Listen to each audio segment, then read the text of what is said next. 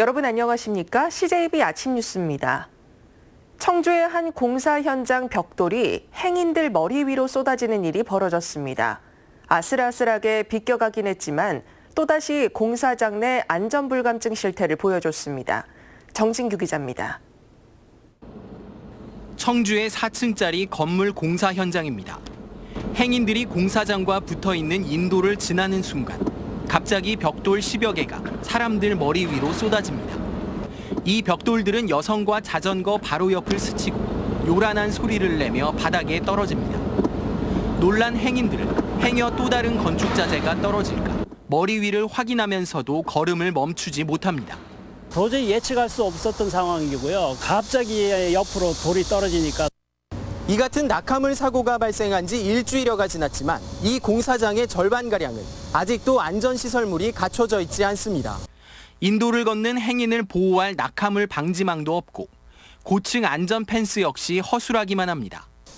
이동식 크레인은 인도 위에서 대형 자재를 옮기고 있는데 행인들은 그 아래로 아무런 제지 없이 통행하고 있습니다. 울트라가 이제 밖에 서 있으니까 바깥에까지 떨어질 거는 몰랐죠. 그까지 예상 못한 거죠. 이곳처럼 안전시설물 미설치 등 산업안전보건법을 위반한 중소형 공사장이 76%에 달합니다. 잠원동 붕괴 사고가 벌어진 지 이제 겨우 보름밖에 지나지 않았지만 공사장 내 안전불감증은 아직도 그대로입니다. CJB 뉴스 정진규입니다. 수돗물이 나오지 않는 농촌 마을은 아직도 자가수도, 즉 지하수를 식수로 사용하는데요. 그런데 자가수도 가운데 우라늄이 기준치를 훌쩍 넘는 경우가 적지 않다고 합니다. 이태영 기자가 보도합니다. 음성군 감곡면의 농촌 마을입니다. 상수도가 없는 이 마을 30가구는 공동관정의 지하수를 식수로 사용합니다. 이 지하수의 우라늄 수치는 기준치의 20배에 달합니다. 기준치 초과 지역은 전국적으로 29곳, 특히 음성에서만 5개 마을이 초과 검출됐습니다. 대도시에서는 강물을 원수로 쓰기 때문에 우라늄 오염 가능성이 낮고요. 작은 마을의 경우에는 화강암에 의한 지하수를 사용하기 때문에 문제가 되는 겁니다. 당장은 해법을 내놓기도 만만치 않습니다. 광역상수도 설치 비용에다 눈에 보이지 않는 위험을 무시하는 안전 불감까지 해결해야 하기 때문입니다. 그거는 정부 얘기지. 물이 내가 얘기를 하는데 일주일을 물을 받아놔도 인기가 안 끼어. 그나마 급한 불을 끄기 위해 도입한 정수시설은 제 몫을 못하기가 십상입니다. 실제로 기준치의 4배가 넘는 우라늄이 확인된 음성군의 농촌마을은 설치해놓은 정수시설을 사용하지 않고 있습니다. 전기요금을 비롯한 시설 관리 비용 탓입니다.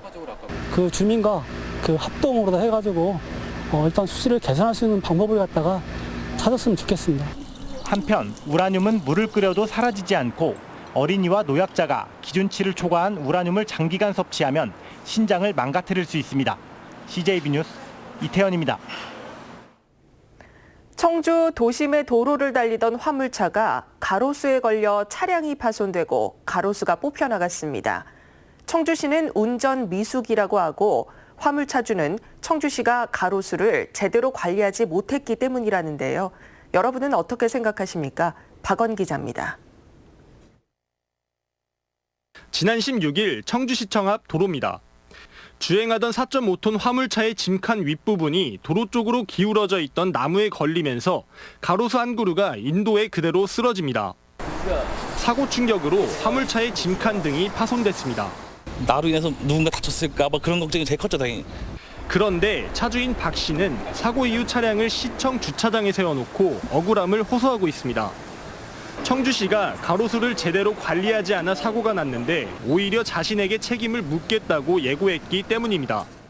가지에 부딪혔으면 이해를 하겠는데 남은 몸통에 부딪혔다는 건 이해를 못하는 부분이기 때문에 그러니까 민원 넣었더니 매뉴얼대로 하겠다 우리는. 나무가 고정돼 있으니까 나무 보상해줘라. 주변 상인들은 예견된 사고였다고 말합니다. 나무가 바깥으로 많이 나와 있었어요. 언제든지 사고가 날 수 있었던 건 있었어요. 하지만 청주시의 생각은 다릅니다. 상당로에서 20년 넘도록 기울어진 가로수에 걸려 사고가 난 적이 한 번도 없었기 때문에 화물차주의 과실이라는 입장입니다. 도로교통법상 문제가 있는지 여부에 대해서는 이제 그 경찰서에서 조사 중이기 때문에 그거에 따라서 과실 여부를 보험사랑 같이 얘기를 해서 결정을 해서 화물차주는 책임 공방이 끝날 때까지 시청 앞에서 시위를 벌일 예정입니다. CJB 뉴스 박원입니다. 청주시가 구룡공원 등의 도시관리계획 변경안에 대한 주민공람을 공고했습니다. 주요 내용은 시민단체가 민간 개발을 반대하고 있는 성화동 구룡공원 129만여 제곱미터 가운데 3만 7천여 제곱미터를 공원에서 해제하는 겁니다. 이는 해당 토지주들의 요청으로 이루어졌으며 공원에서 해제될 경우 땅값 상승 등으로 난개발이 우려되는 상황입니다. 일본 제품 불매 운동이 확산되는 가운데 시민단체들의 동참도 이어지고 있습니다. 충주 시민단체 연합은 기자회견을 열고 일본의 비열한 무역 규제 조치를 강력히 규탄한다며 일본 제품 불매 운동을 선언했습니다. 충북의 지방세수 확보에 경고등이 켜졌습니다. 도세의 절반을 차지하는 취득세 징수액이 올 상반기에 벌써 200억 원이나 줄어들었는데요. 돈 쓸 일 곳은 많은데 정말 큰일이 아닐 수 없습니다. 조상호 기자입니다. 충북은 주택가격 하락과 거래 위축의 악순환이 상반기 내내 계속됐습니다. 부동산 업계는 한 달에 한 건 매매 계약서를 쓰기도 어렵다며 한숨 짓고 있습니다. 굉장히 심하죠. 지금 저희 사무소만 해도 한 달에 한 건 정도 저희가 이렇게 전세나 월세 임대 수요가 있고요. 거의 매매는 거의 지금 계약서를 쓴 적이 없습니다.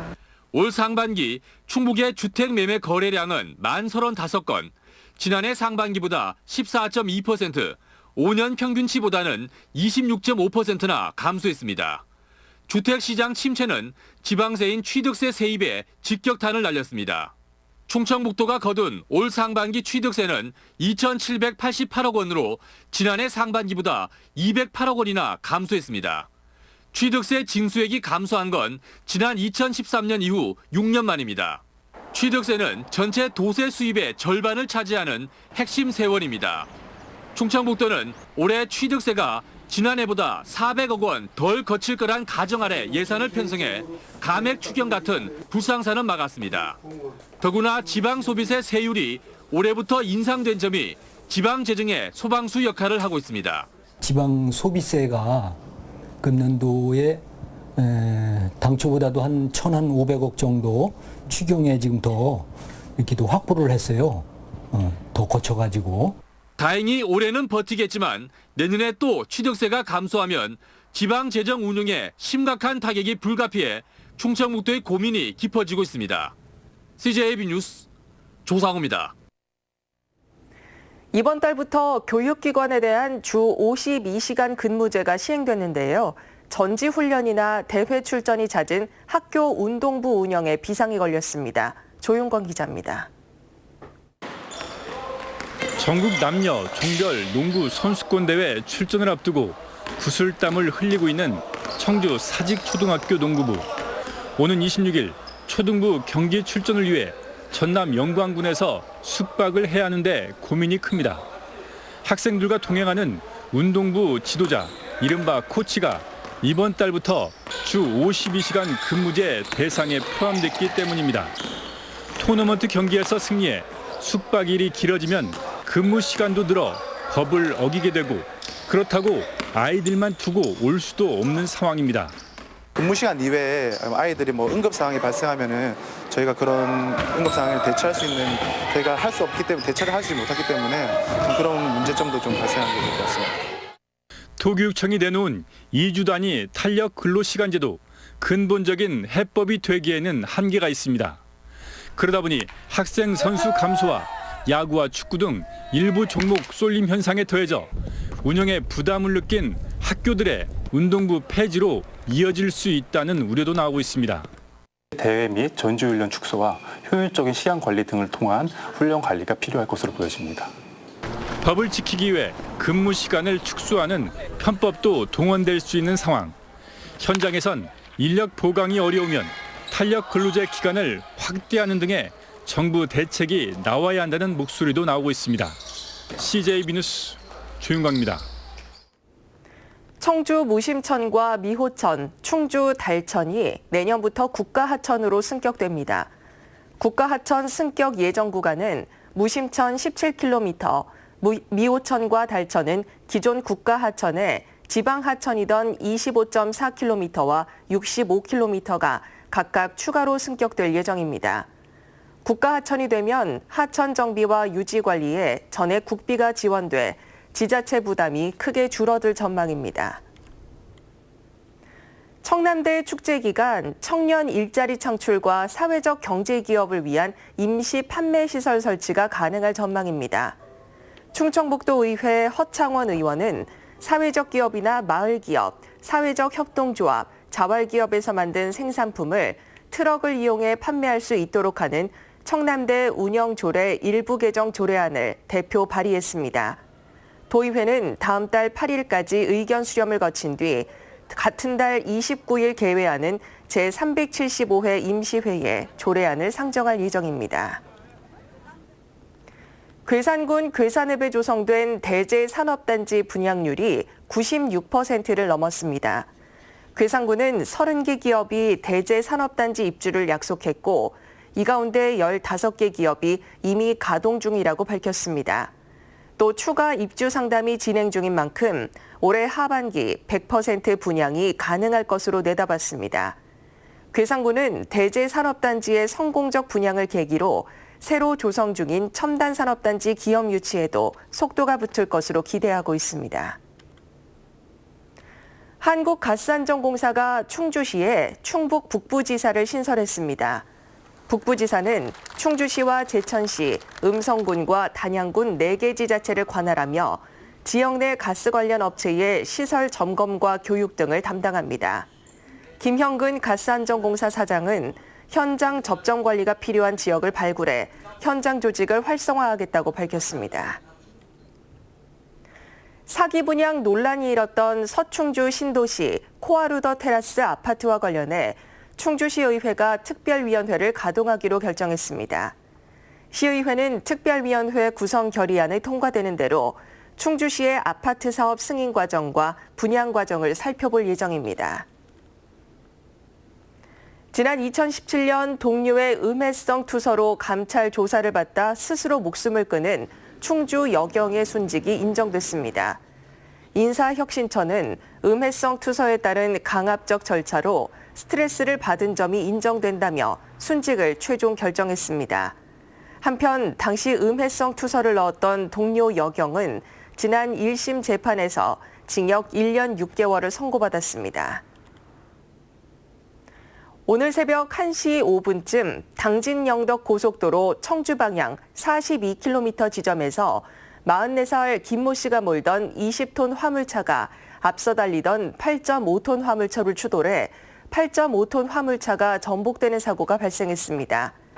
이 사고로 8.5톤 트럭 운전자 62살 김모 씨가 중상을 입었습니다. 경찰과 소방당국은 20톤 트럭 운전자 김모 씨가 졸음운전을 한 것으로 보고 정확한 사고 경위를 조사하고 있습니다. 다음은 오늘 도내에서 열리는 행사를 안내해드립니다. 청주에서는 청주 시민의 일상과 기록 포럼이 오후 2시 평생학습관에서 열립니다. 제천에서는 2019 주민자치센터 프로그램 발표회가 오후 2시 제천체육관에서 열립니다. 진천에서는 보육교직원 안심보육 결의대회가 오후 5시 30분 화랑관에서 있습니다. 끝으로 날씨입니다. 충북지방 오늘 구름 많고 오후에 소나기가 오는 곳이 있겠습니다.